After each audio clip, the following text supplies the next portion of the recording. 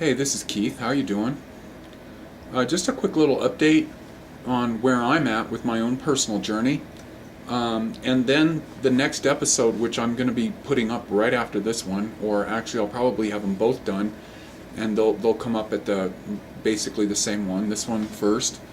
But where I'm at is in my best of 2010. I said I learned a lot in 2010, and now I'm going to put all that into practice. And I can't think of a better time to put all that into practice than now. I'm doing really well. If you've been tuned into my blogs, you know that my blood numbers, my viral load is going up. My CD4 count, which is white blood cells, appears to be staying pretty steady. I feel really good though. So I took a consultation with Truth, as I said, a week ago last Sunday, and I'm taking a lot more antivirals. And as I said, I put the virus into dormancy at the beginning of the year, and then I got kind of a little cocky with stuff, and I just kind of got off of stuff and got into some of the more fun stuff, and definitely got off of a lot of the antivirals, the silver, and there's a long list of stuff that I'm doing right now, and we'll go through a lot of that stuff. And by the way, I do appreciate a lot of people sending me messages about silver. You know, I'm well aware of silver. Unfortunately, the kind of homemade silver does not have as much of what's preferred with some of the higher more professionally manufactured kinds of silver. I'm taking 3 kinds of silver right now. One from Dragon Herbs, which is the best, the one from Sovereign Silver, and the one from American Biotech. And so the virus I have is pretty aggressive. And so I know this from like having been on this mission a few times and having my numbers actually shoot up to worse than now. So again, I feel like kind of blessed to like be sort of arrive with this focus of like being able to just like take this, because it's starting now is going to it's going to be my focus. There's going to be no more excuses for anything. I really have to run a clean ship, because obviously I've learned that the virus has every capability of hiding into the deepest corners of my body, and then when the coast is clear, it comes out and starts doing its thing again. So not that I've strayed too far off of a path that I think is good. Of course, I get these comments from people and things saying, "Oh, you're too extreme." I don't know what's too extreme. That's kind of a for me personally, that's kind of a joke to like say it's too extreme. You know, it's like what it seems like the more extreme I get, the more I enjoy it. And like, what is more extreme than having the best life and the best health that you can possibly have? You know, I guess obviously a lot of people have much more like food addictions than I do, especially when it comes to things like fruit and what have you.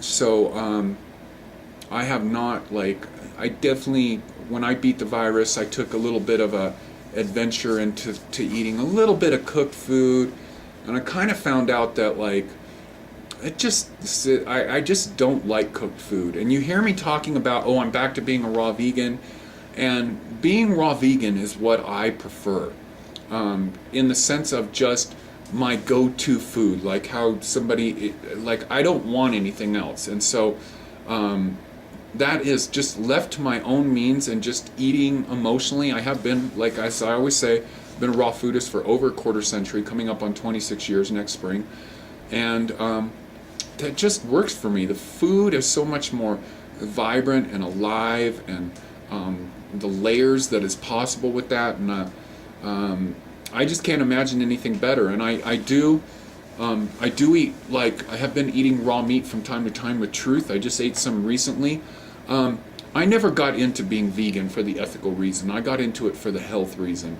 And so, not to digress too far on this, but just to say that I am approaching everything in 2011 from a point of view of not being in any box, and realizing my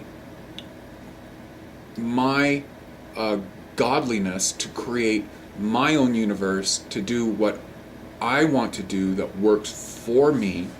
And I definitely am going to be in and out of a lot of boxes. I've been doing a lot of research on stuff, and I will tell you that the fruit thing and some of the protein issue and some of the things that are being put out as dogma, and by dogma I mean stuff that's being pushed that's not necessarily true. So anyways, this is just a quickie to say what's going to be happening with my blogs for the next 30 to 40 days.